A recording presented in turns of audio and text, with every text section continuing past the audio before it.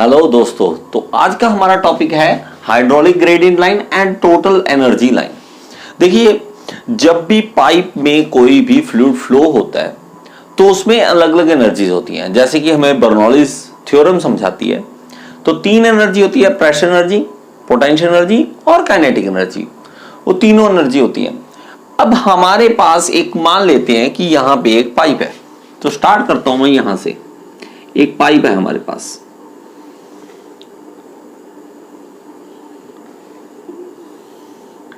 कुछ इस तरह से एक पाइप है, और ये पाइप जमीन से एक हाइट पे है। अब जमीन क्या है? जमीन हम कहेंगे जैसे ना बुक्स में होता है डेटम लाइन, तो ध्यान से सुनना। उसमें तो डेटम लाइन होते हैं, तो मैं उसको क्या मान रहा हूं? जमीन से। सीधी सी बात है कि पाइप जो जमीन से थोड़ी ऊपर पड़ी है, और यहां पे एक पॉइंट है 1 और यहां पे एक पॉइंट है 2। तो मैं देखता हूं कि यहां से लेके यहां तक की हाइट कितनी है। यहां से लेके यहां तक की हाइट है Z1, ठीक है, और यहां से लेके यहां तक की हाइट जो है वो है Z2। अब बर्नौलीज थ्योरम क्या कहती है कि यहां का प्रेशर एनर्जी, पोटेंशियल एनर्जी और काइनेटिक एनर्जी तीनों का सम इक्वल होना चाहिए। प्रेशर एनर्जी, काइनेटिक एनर्जी और पोटेंशियल एनर्जी तीनों का सम यहां का ये बराबर होना चाहिए। अब हमें ये तो पता लग गया, पहला क्या काम पता लग गया। मैं क्या लिखा था मैंने? प्रेशर एनर्जी, ठीक है, पोटेंशियल एनर्जी और काइनेटिक एनर्जी। तीन एनर्जी होती है। अब तीनों में से एक एनर्जी तो पता लग गई। कैसे पता लगी? Z से, हाइट से पता लगी। तो इसके बाद क्या करो कि यहां पे हमें चाहिए कि आप पीजोमीटर, आपने अगर समझा हुआ है तो बड़ा ही आसान है इसको समझना। तो पीजोमीटर आप यहां पे लगा देंगे, कुछ बड़ा काम नहीं होता। आपके पास मान लो पाइप है, तो पाइप में एक छोटा सा होल करना है और उसके अंदर हमने एक पाइप डाल दे देनी है, ठीक है। इस तरह से ऊपर वर्टिकल पाइप खड़ी कर देनी है, और यहां पे देख लेते हैं। तो यहां पे एक वर्टिकल एक पाइप खड़ी कर दी यहां पे, जिसके अंदर क्या होगा कि फ्लूइड ऊपर राइज करेगा ऐसे।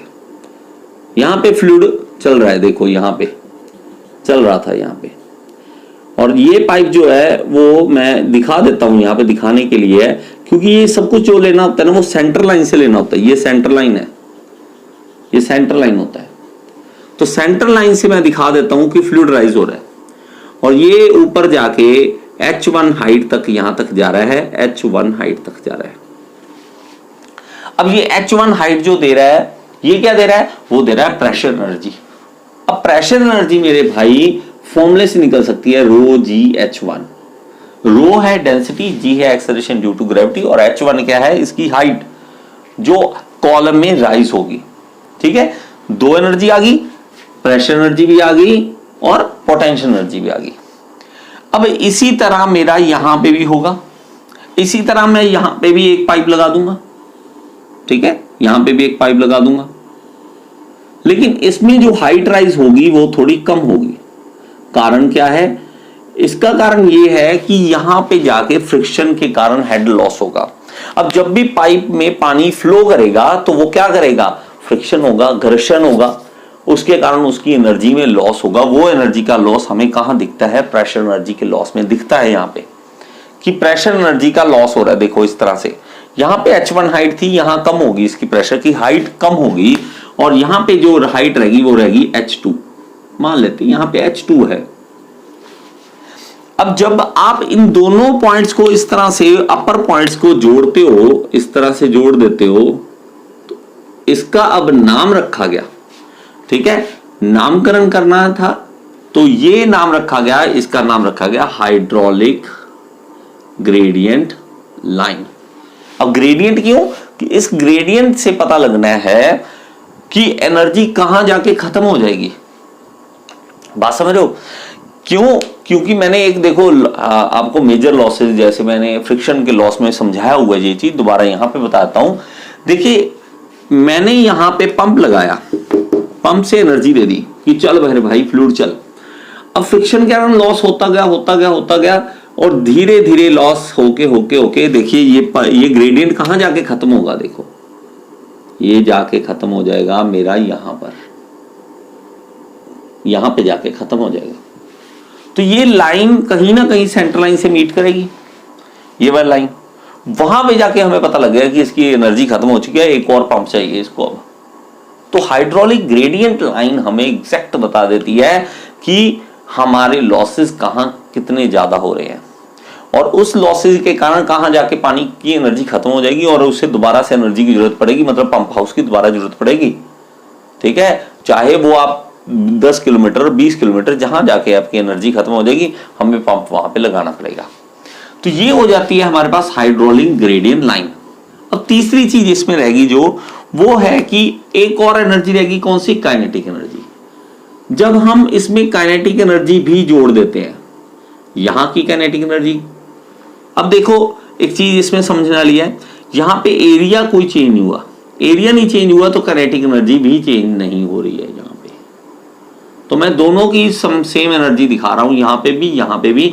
और जब इन तीनों को जोड़ते हैं, ठीक है, अब हमने हाइड्रोलिक ग्रेडियंट लाइन में क्या क्या था? हाइड्रोलिक ग्रेडियंट लाइन में दो चीजें थी, एक था हाइट Z1 और ये था H1, दो चीजें थी। दो एनर्जी कौन कौन सी एनर्जी थी? यहां पे पोटेंशियल एनर्जी और यहां पे प्रेशर एनर्जी, दो एनर्जी थी मेरे पास।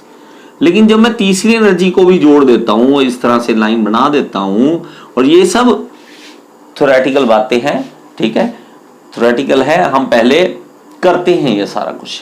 जब भी आप, ऐसे नहीं है कि चलो चलो पाइप लगाओ जी, कितनी लानी है ले आओ, इतनी ले आओ यार, देखी जाएगी, देखी नहीं जाएगी मेरे भाई। करोड़ों का बिजनेस होता है ये, करोड़ों का काम होता है। जब पाइपलाइन की ये कंपनियां होती हैं, पाइप जब भी बिछाते हैं ना, ऐसे नहीं है कि चलो यार पाइप बिछा देते हैं, करोड़ों का बजट पास होता है इसका कि इतना करोड़ लगने हैं, यहां से लेके यहां तक जाना है, कितनी पाइप है, क्या होगा, किस तरह से होगा, कौन सा मटेरियल होगा, फ्रिक्शन कैसे कम की जा सकती है, उसका सब कैलकुलेशन होती है।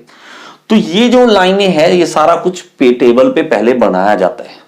तो इस चीज को जब आप देखते हो तो वो टोटल एनर्जी लाइन बोलते हैं उसे, total energy line, total energy line. तो टोटल एनर्जी लाइन तीन सी चीजों का सम हो जाएगी मेरे पास, Z1 भी आ जाएगा, यहां पे H1 भी आ जाएगा, और काइनेटिक एनर्जी तीसरी भी आ जाएगी। जब तीनों मिल जाए तो उसको कहते हैं टोटल एनर्जी लाइन। और यहां पे मैंने आपको फिर से बताऊं कि ये नीचे जा रहा है, नीचे जाने का मतलब हेड लॉस हो रहा है उसमें। अगर मैं हेड लॉस ना दिखाऊं, बर्नौलीज इक्वेशन जैसे कहता है कि 1 पे भी उतनी एनर्जी होगी, 2 पे भी उतनी एनर्जी होगी, थ्योरेटिकली क्या कहता है कि 1 पे जितनी एनर्जी होगी उतनी ही 2 पे होगी, ठीक है।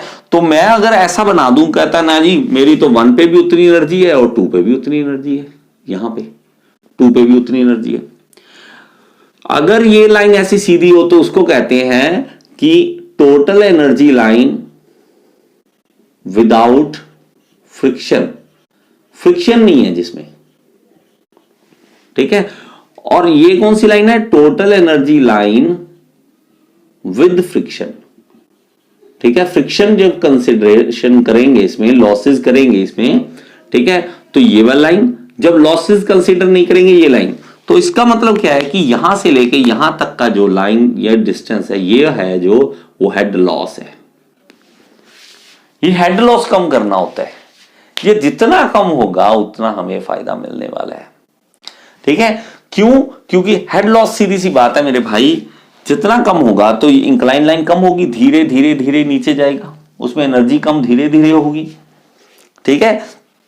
जैसे अगर 100 मीटर की रेस है ना, तो हमने भागना होता है ज्यादा से ज्यादा स्पीड पे, जल्दी भाग भाई, क्योंकि हमें पता है 100 मीटर की रेस है, कोई दिक्कत नहीं है, जल्दी जल्दी खत्म कर, जितनी एनर्जी लगा दो। लेकिन जब रेस दौड़नी हो ज्यादा, 5000 मीटर में हम दौड़ते हैं, 10,000 मीटर दौड़ते हैं, तो स्टार्टिंग में ये नहीं होता कि स्टार्टिंग में सारी एनर्जी खत्म कर दो। तो आप क्या करोगे?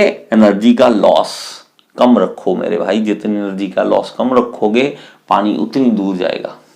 तो ये हमारे पास हाइड्रोलिक ग्रेडियंट लाइन और टोटल एनर्जी लाइन इस तरह से आप शो कर सकते हैं। उम्मीद है कि आपको समझ आया होगा, ठीक है। फ्लूइड मैकेनिक्स में काफी चीजें मैंने समझाई हैं, अगर कोई इसमें कमी रहती है तो आप मुझे पूछ सकते हैं। बाकी कमेंट में बताइए कि ये चीज कैसी लगी। Thank you so much.